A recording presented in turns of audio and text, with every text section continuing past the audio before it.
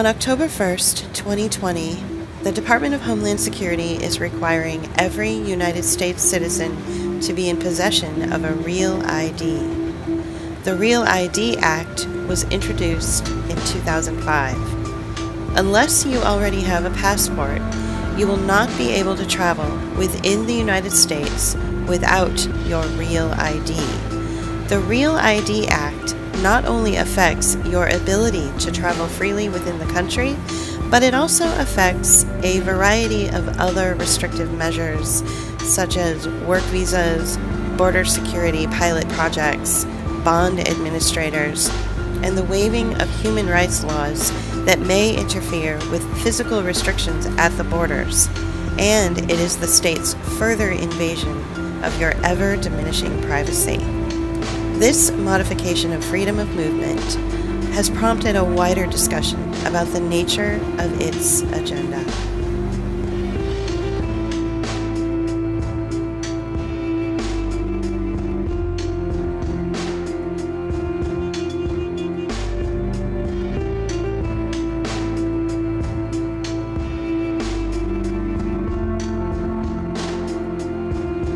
You often hear Americans utter the phrase, "my God-given rights," as if God or the state have granted the rights specified in the U.S. Constitution.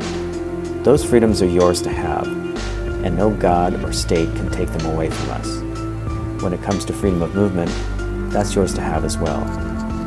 We all have the freedom to move, even when artificial borders are put into place, or limits like laws, money, or licenses are set up to control you and your movement.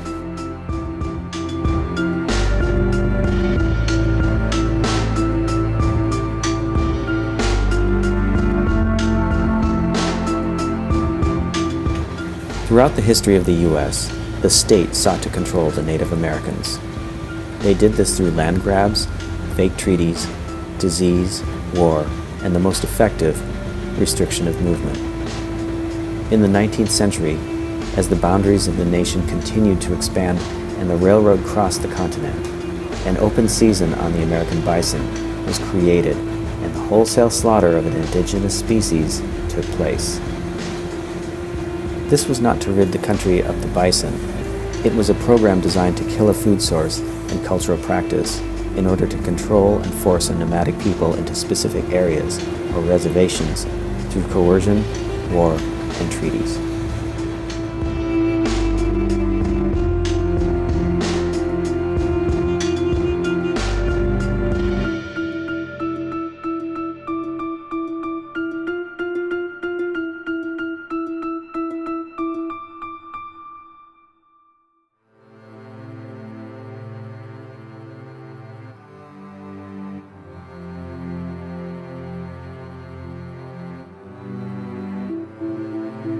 From the criminal justice system, which locks human beings in cages for non-violent crimes and forces them to participate in legalized slavery, to the lack of upgraded infrastructure in our society, the restriction of our bodies from being able to explore and engage with each other is detrimental to the growth of a society. Even losing one's temper or showing any kind of authentic emotion in today's society can result in a 5150 or a forced 72-hour hold. Forcing a society to keep their authentic emotions in check in order to avoid being held in a cell against one's will is despotic.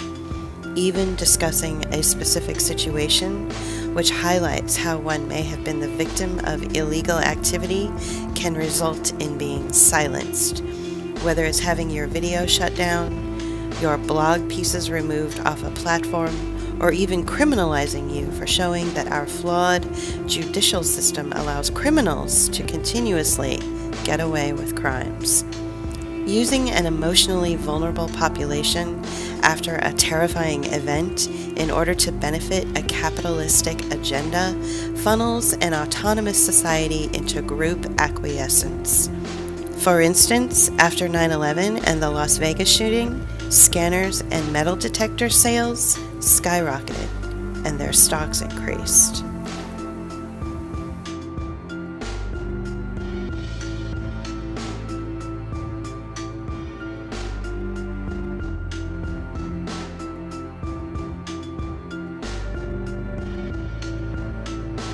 The state doesn't have to be authoritarian to control movement. Restricting transportation budgets for high-speed railways and local buses not only makes it difficult for people without cars to move about, but it also keeps a society divided. Imagine if those who live in the Pacific Northwest could take a speedy train to the Deep South with little or no restriction. It's a well-known fact that when societies from different backgrounds meet on a level playing field, there is an openness to dialogue, cultural awareness, and acceptance. The state seeks not only to curtail our physical movement by cutting budgets for transportation, but also seeks to separate us from one another. When only the wealthy can afford to travel, they usually fly in airplanes where they arrive to their destination quickly. This creates an individualistic agenda that ignores a wide sector of the population. This luxury creates a dismissive and divisive attitude toward a population they know nothing about, which can start with microaggressions and lead to racism.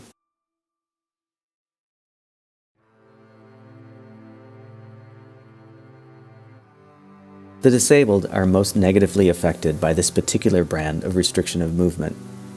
Most in the disabled community can't drive and rely solely on trains or buses to transport them throughout their cities and communities. Cutting budgets for transportation forces a disabled person inside, keeping them from experiencing the world around them and engaging in society. When disabled people are not seen, they are forgotten. And when they do finally get the funding to take a taxi or some other expensive transport service, they are gaped at by society and marginalized, for society is unused to seeing them. This type of restriction of movement further widens the divide in a society when the able-bodied and the disabled cannot commingle easily.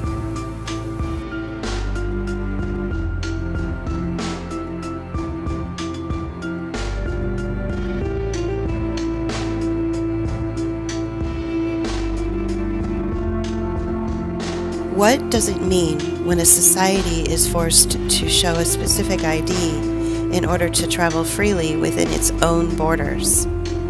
Have we lost our capacity to understand what freedom is? Does the Constitution, a document originally written for wealthy, white, landowning men, have any moral right to grant all of us these freedoms?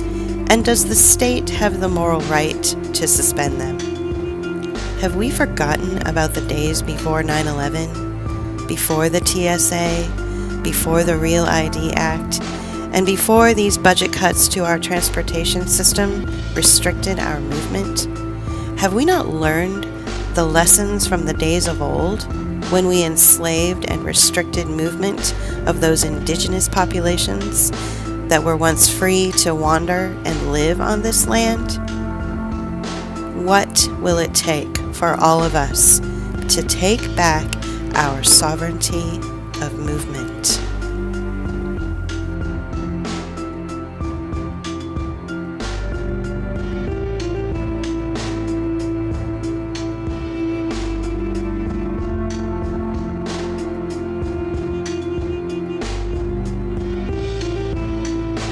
The Real ID Act was proposed in 2005, and in 2007 there was such a strong pushback from half the country and from the International Association of Privacy Professionals, or the IAPP, that it has taken over 14 years for it to become federal law. No matter our political or non-political ideology, legislation that invades privacy and autonomy of space and freedom of movement affects us all, and it certainly affects our basic human existence. The state is a criminal enterprise. The crimes that are committed against the people should be called out for what they are. A direct call to action to review, analyze, and scrutinize policies such as the Real ID Act can at least delay it, if not completely stop it altogether.